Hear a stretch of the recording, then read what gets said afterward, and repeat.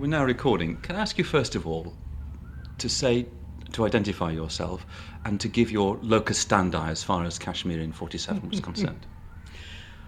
Well, my name is Karan Singh. I'm now a member of Parliament, the upper house.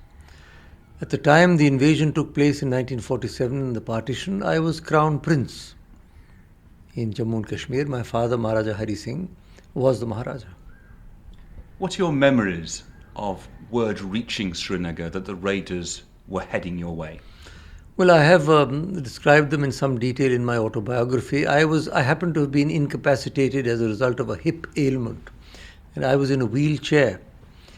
And there was a darbar going on, this very big ceremonial biannual gathering that took place, where my father sat on the golden throne, and everybody paid homage. And everybody was out of the palace, and I was there alone. And suddenly all the lights went off. And we were plunged into darkness. And I remember, I recall having, and I put that down, that suddenly there was this terrible cacophony of jackals started howling in the darkness. And it was really a very eerie, sort of weird moment. And one realized, one had heard that there was trouble brewing, but it was at that moment that one realized that an invasion was underway. And the lights went off, why? Because the raiders had captured the powerhouse in Mahura, which is on the Srinagar-Udi road. And so they captured it and turned it off. So how far away was that?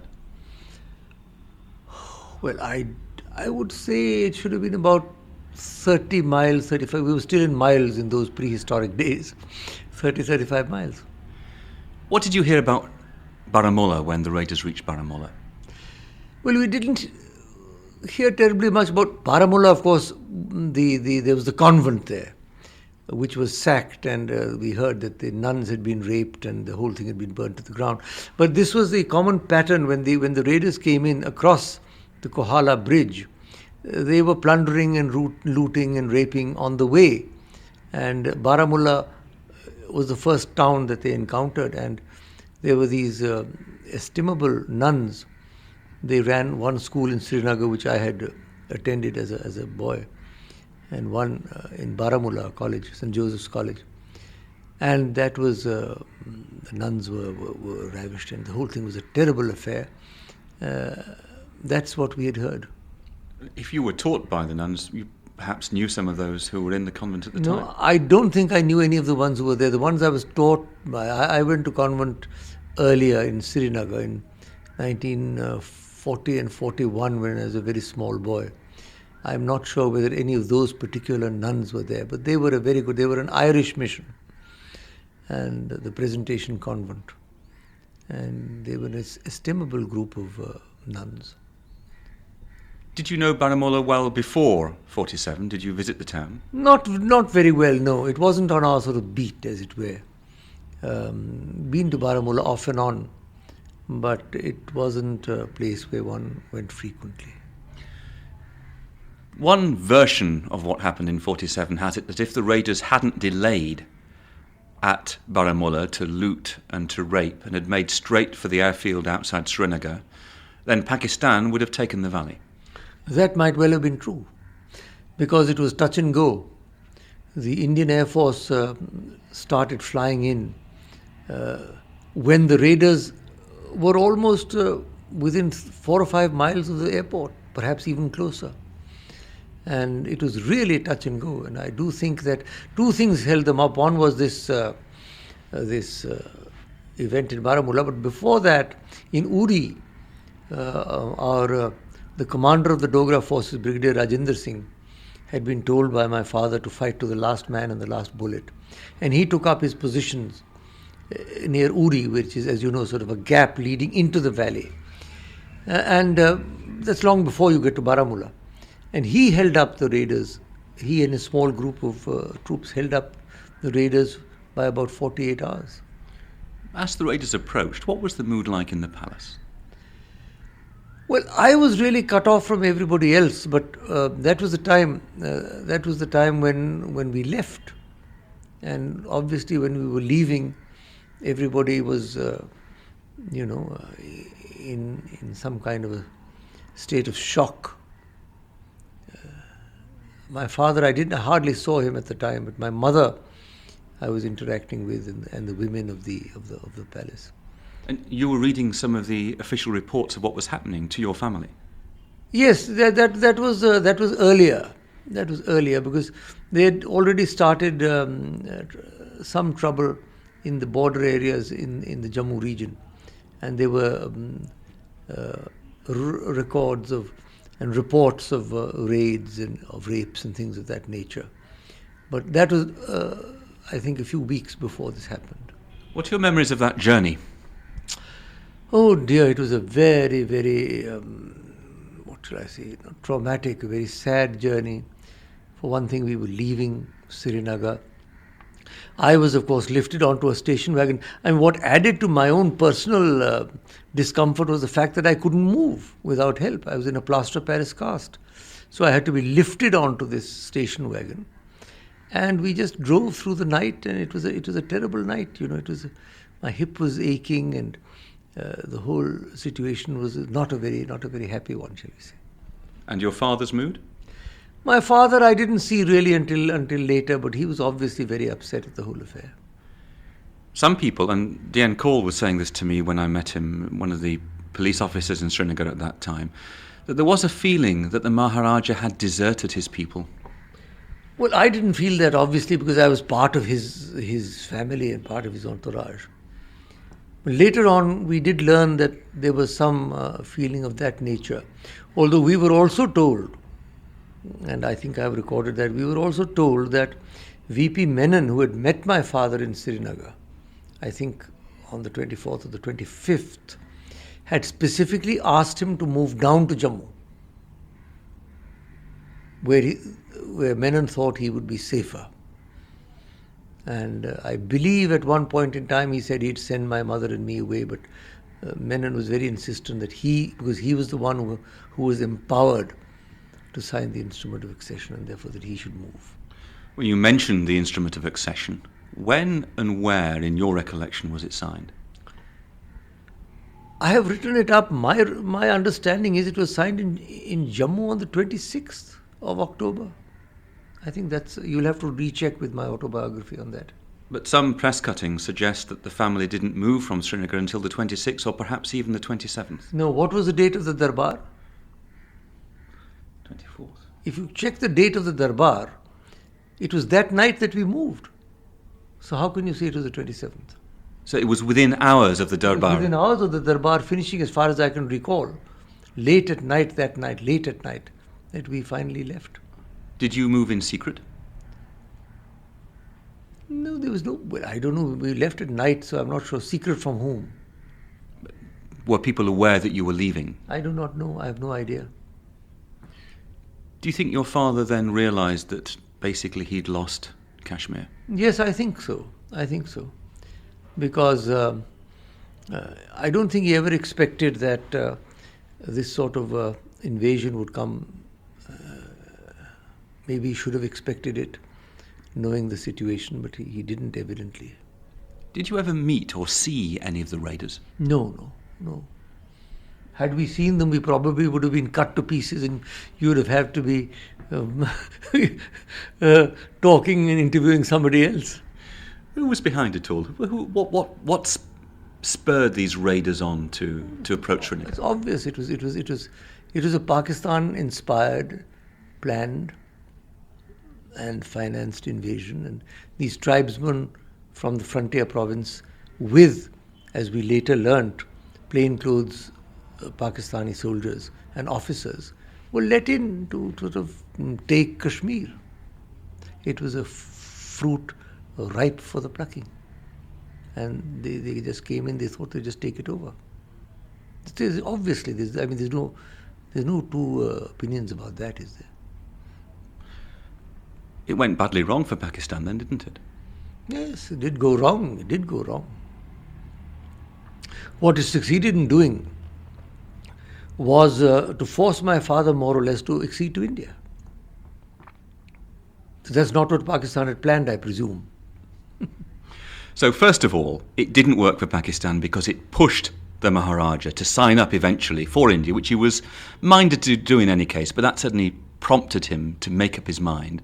And secondly, by not actually being a disciplined force, they lost the military opportunity of snatching Srinagar. Yes, but don't forget, they did occupy half the state. Don't forget that. Srinagar was not only the state of Jammu and Kashmir was 84,000 square miles. And that had at least 5 regions, the northern regions of Gilgit and Baltistan. There's Ladakh, there's the sort of more or less the Punjabi Muslim belt, which is now POK or AK, whatever they call it, and the Kashmir Valley and Jammu. The Kashmir Valley was only 2,000 square miles out of the 84,000. So although they were not able to get Srinagar, they did end up at the end by getting 50% of the state. 42,000 square miles more or less are with India, and 42,000 square miles were occupied by Pakistan, out of which they have ceded or leased or whatever 10 to 12,000 square miles to China. But the Kashmiri-speaking part of the valley is with India. Yes, yes. And that's the heart of the state. Well, I don't know. I don't think the Dogras would necessarily agree with that. Jammu and Srinagar are both parts of the state. It's a bifocal state. Don't forget, it's a state of Jammu and Kashmir. There's a common misconception, Andrew, that Kashmir simply means the Kashmir Valley. Kashmir means the Kashmir Valley. But Jammu and Kashmir does not mean the Kashmir Valley. For example, a Welshman or an Irishman or a Scot may be happy to call themselves citizens of Great Britain, but if you call them Englishmen, they'd be very upset, wouldn't they? In the same way, if you call a Dogra a Kashmiri, he wouldn't like it, because Kashmiris are ethnic Kashmiris and Dogras are Dogras, Ladakhis are Ladakhis. But do you think there was something slightly unjust, perhaps even improper, in the way that your father, who was a Hindu ruler, signed up a mainly Muslim population to a Hindu majority nation?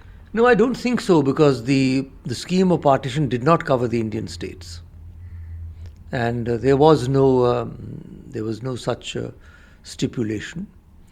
And he, in his letter to Lord Mountbatten, which accompanied the instrument of accession, dated the 26th, I think, of October, he said that I was considering which of the two dominions to accede to, or whether it would be better to stand independent with good relations with both.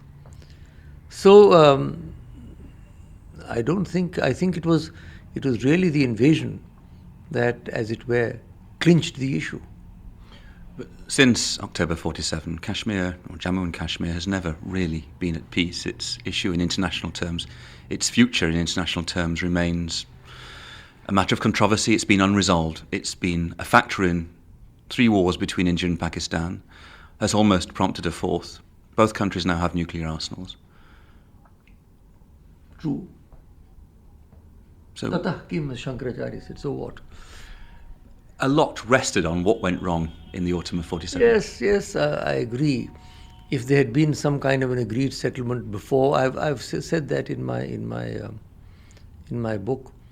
There were great historic forces had been unleashed. Indian nationalism was on the upswing. Muslim separatism was also very strong under Mr. Jinnah. The British were leaving.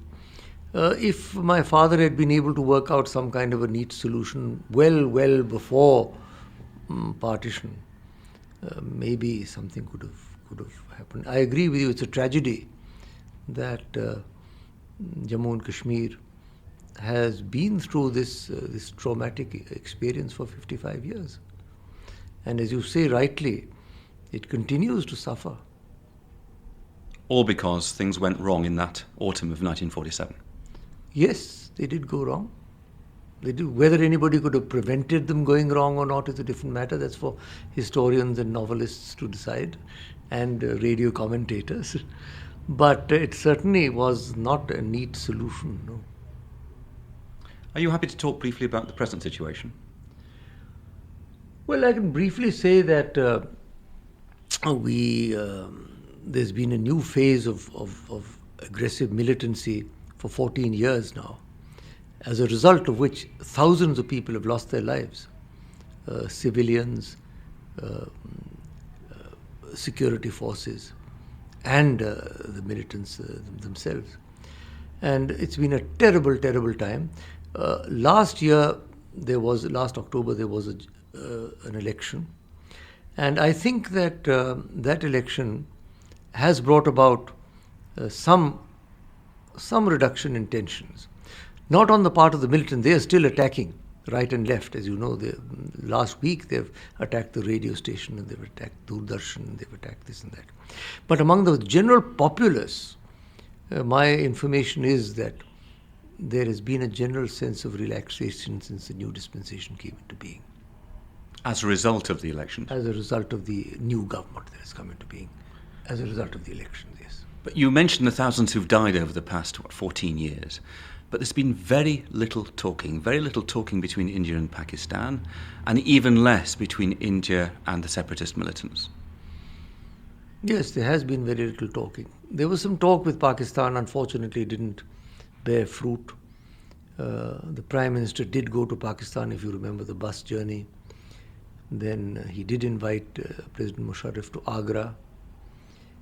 Unfortunately, they didn't come to any agreement. And then the Kargil war started. So there has been a lot of tension. Although I'm one of those who has always advocated that we should try wherever possible or when possible to talk. I'm not inclined to spell out, what the final solution or the ultimate settlement could be, but I think the peace process should begin. That is my personal view. Begin in what form? How does it begin? What is the process? I would say that the beginning could be made by resumption of full diplomatic relations. We haven't broken diplomatic relations. We've just withdrawn ambassadors, or rather high commissioners. Maybe the first step could be sending back high commissioners and some sort of preparatory talks at official level, and then let's see how it goes from there. If I may, I'm just going to record a little bit of silence, which will help me when I put the programme together.